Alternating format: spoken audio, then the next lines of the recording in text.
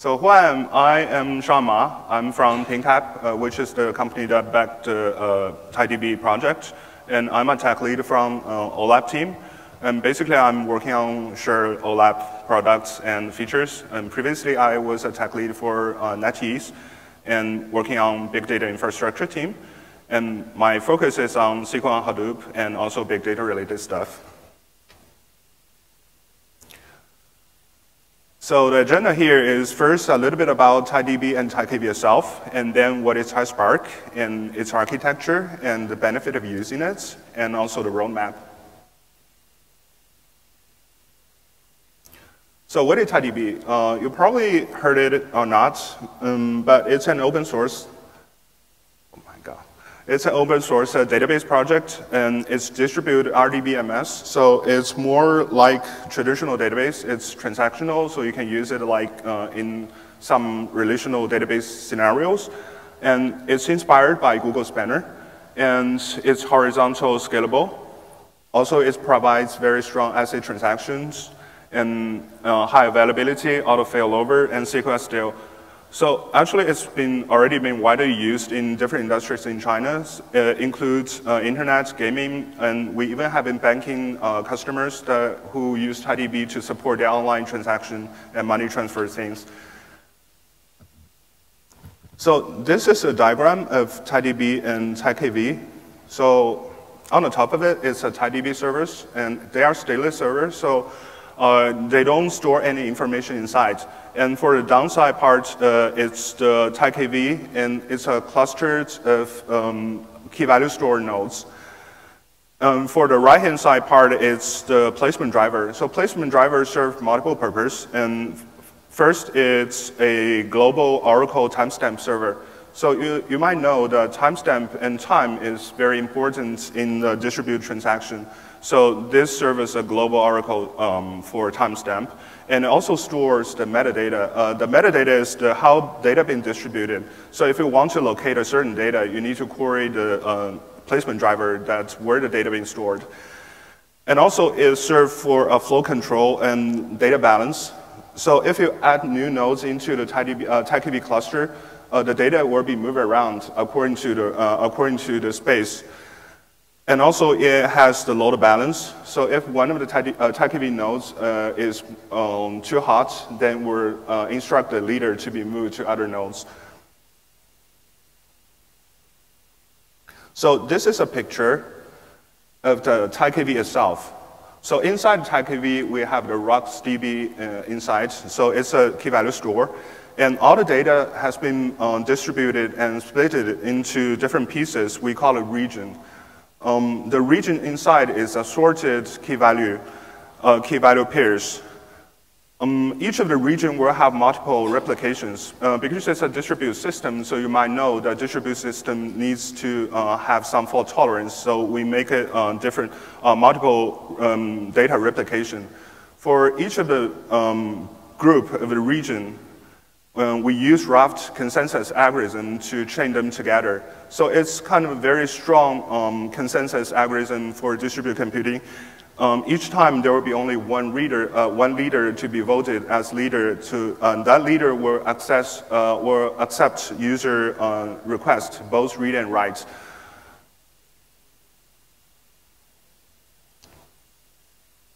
Now back to the main topic. What is TiSpark? TiSpark is actually an integration project that makes Spark SQL directly running on the top of the TiKV. And together with the main product, TiDB, we provide both analytical and transactional workloads.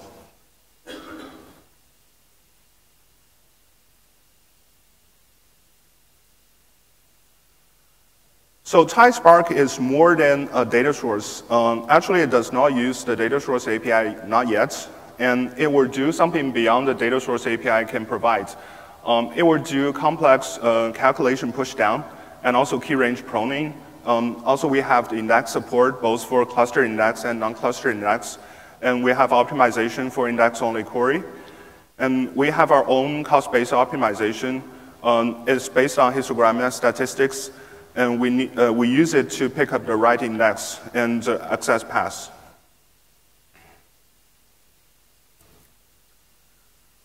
So the architecture of TiSpark looks like this. So actually, it's more, it looks very similar to the diagram that previously shown for TiDB.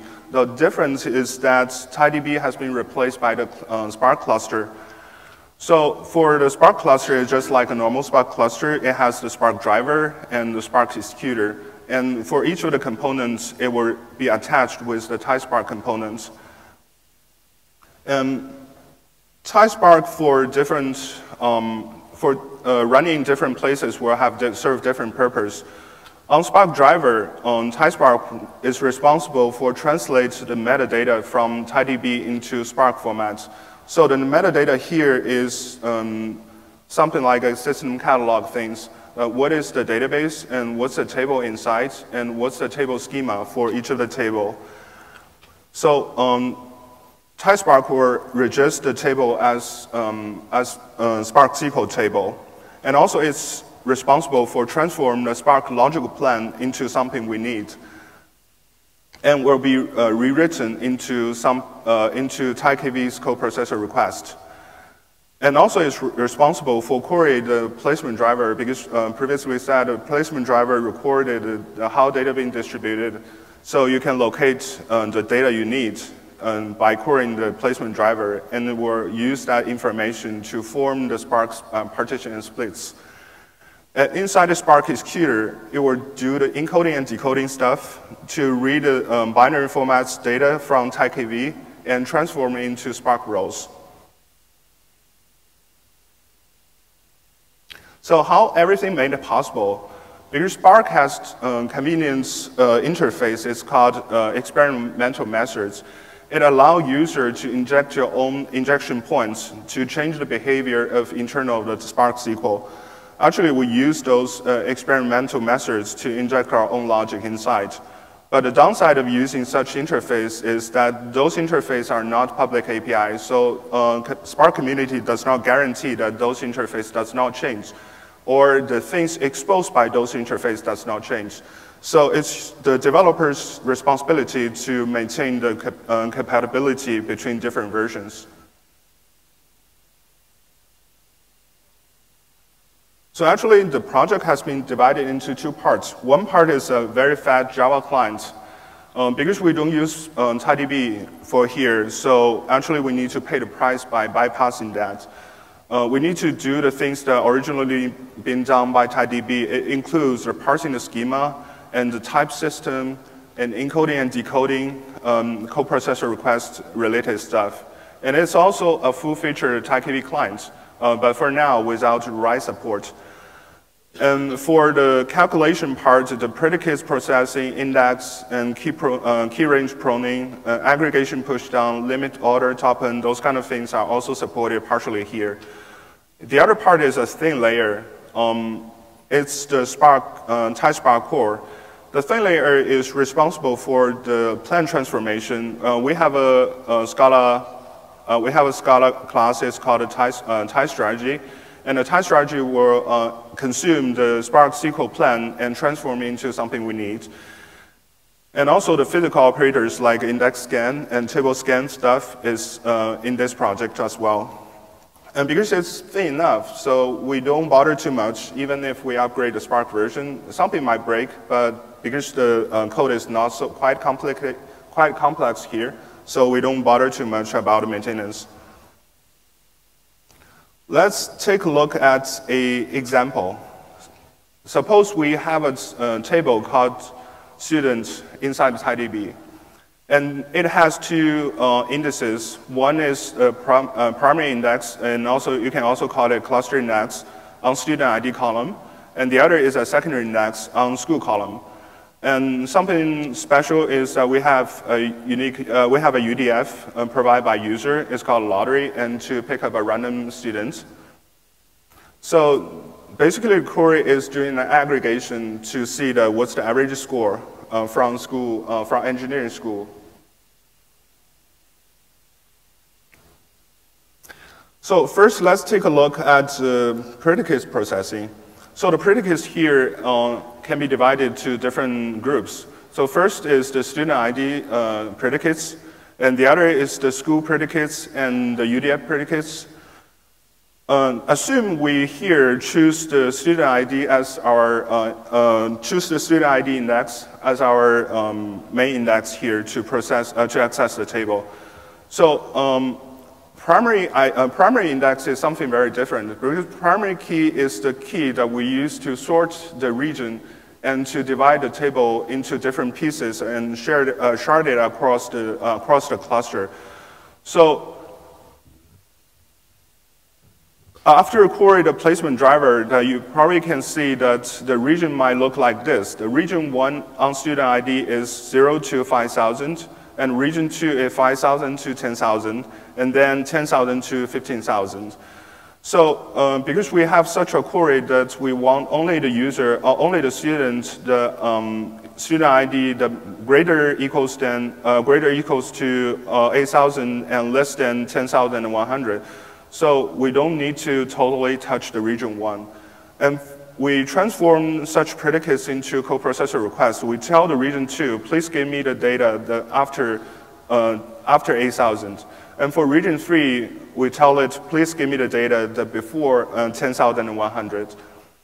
And then we encode the other predicates, school equals to engineering, into something we call a coprocessor request.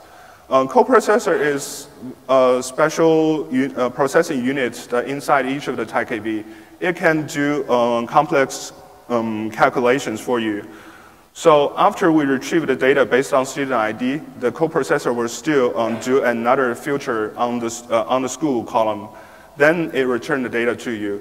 Because the UDF is not something that coprocessor can understand, so those part of the predicates needs to be processed inside the Spark itself.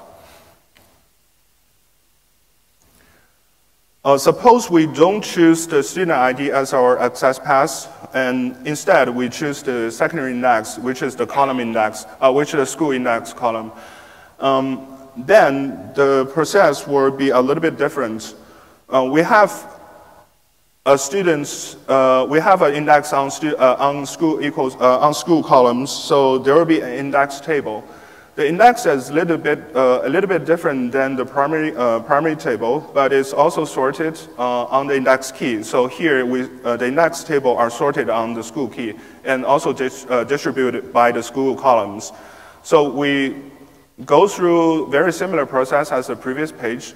We retrieve all the information, all the index column, all the index rows from index table. So by this, we can get all the primary key points to the main table. But we were not directly query the main table, because that will form a lot of point query and will reduce the performance. So what we actually do is that we do a shuffle, and to make every index which belongs to the same region goes to a specific executor. Then we sort all the keys and try to merge them together to a continuous key range.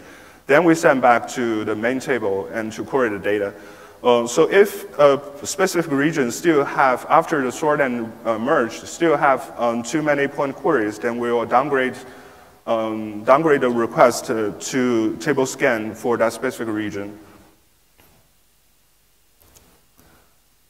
So we have different access paths. We have different ways to access a table. So how can we choose between them? This is something very traditional, a very common techniques that we call it cost-based optimization, and also here we use it to choose access, index access. We have something called a histogram, and it's statistics inside for each of the columns. You can consider it something very similar to a bar chart. And for the height of the bar is the row count for a specific value range. So you can consider, if we suppose that this bar chart is for school columns, then you can consider maybe the right bar is school equals to mathematics, and green bar might be school equals to engineering. So if you have the predicates here, you can search, you can query the statistic table to see how many rows might be returned if we apply such an index. Suppose here that if we apply the primary key related predicates, then we can get 1K rows. And for the secondary index, it gives you like 800 rows. But you still need to consider the cost to access each of the row. Because for cluster index, you only have you only have to read the table once. But for the secondary index, you need to read the table twice. So here we consider the cluster index will be cheaper. There's also some other techniques to optimize it. Say that consider we change the query into something like select star, where school equals to engineering. Then for such kind of query, we don't need to go back to the main table because the next table already contains the school columns. So after we get all the data from the index table, we can just count the entries. And then we know what's the right response to the user query. Those called index-only search. And these will be even cheaper than accessing main table. So we also have aggregation pushdown.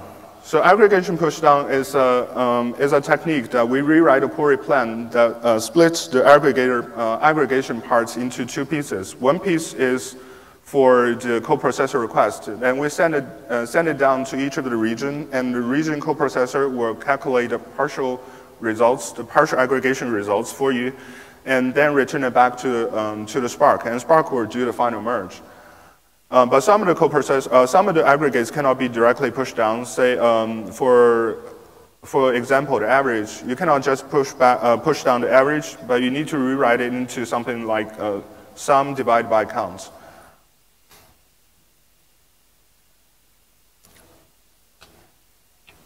So, what's the benefit of using such a product? Because for here, that you can suppose that you already have TiDB as your transactional database, and then you can have TiSpark on the top of it, and then you don't need to do ETL. So traditionally, people need to do ETL to transfer the data from inside and outside into some data warehouse, and then do the analytical processing. But for here, you don't need to do that anymore. You can just directly query on the fresh data. And it provides you a high throughput and consistent snapshot read from TiDB. So actually, when TiSpark reads the data from TiDB, it uses a snapshot read. You will get a timestamp from the placement driver, and all the data being read will be the transaction that already been committed before that timestamp. So that gives you a way to access the data in a consistent way, even if it goes through different clients to read. And also, it will simplify your platform and reduce the maintenance costs because you don't need an extra analytical table for it. But I had to admit that because the TiDB itself is leaning towards the transactional database, so the data format inside is row-wise, actually. You might know, analytical table most likely will store the data in column-wise because columnar format gives you better performance. So for here, TiSpark will be slower than those data formats like Parquet and Ogg. But if you don't care too much about the performance downgrade and you just need a fresh data, and that will be a very good suit for you. And also, the other part of the benefit comes from the Spark itself, because Spark is a very active community, and Spark itself is very powerful for doing a lot of things. So by using TiSpark, you can have almost all the benefit provided by Spark, and you can have the ecosystem that together combined with Spark. Say that you can use Zeppelin on top of TiSpark to do the analytical workloads. And also, Spark will help you to bridge different data sources. Actually, we have users that use TiSpark to do the fresh data analyze. And also, together, they will use Hive. And sometimes they join the table between two. They will have the data warehouse tables, which is stated in Hive and HDFS, and they join it with the TiSpark tables. And it's quite easy of use. Because it's, even it's complicated than a mere data source, but it's still used like a data source. You can just have a single jar with your existing Spark cluster, and you submit a jar along with your applications. And it also works well with Spark Shell and Swift server. We have some modification to the Swift server. So if you start TiSpark with Swift server, it will find your table in the TiDB system. And also okay for PySpark and R. So when you use it, you just, for this example, it shows that how to use it in a Spark shell. So you just need to declare a TI context, and then map the table. Then the TI context will help you to map the database and tables and register into Spark SQL. And then you can just do an query like a normal data source table.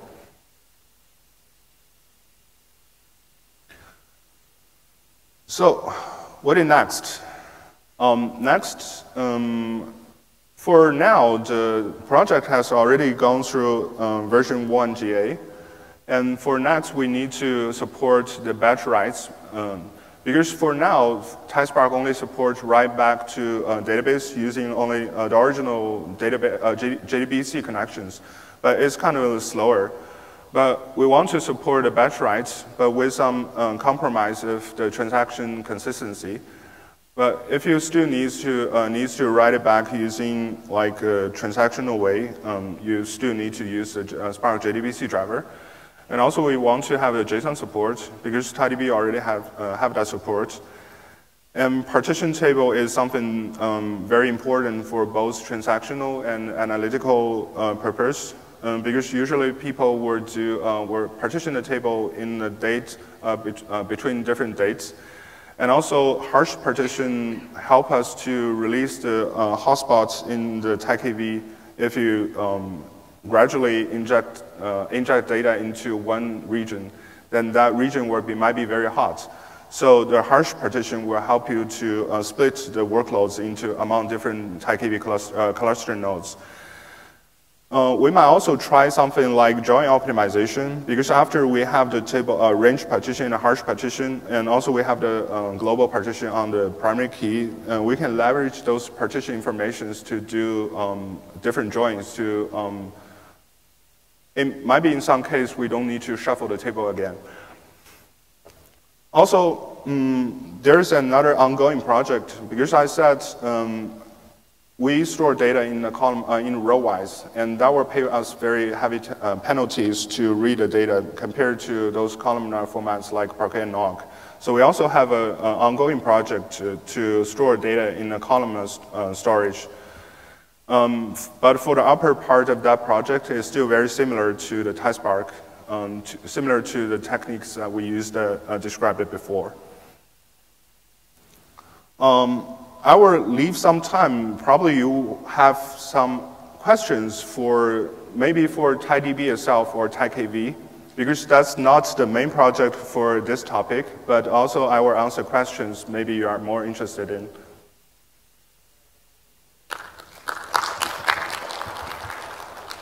All right, if anybody has any questions, please step up to this mic here.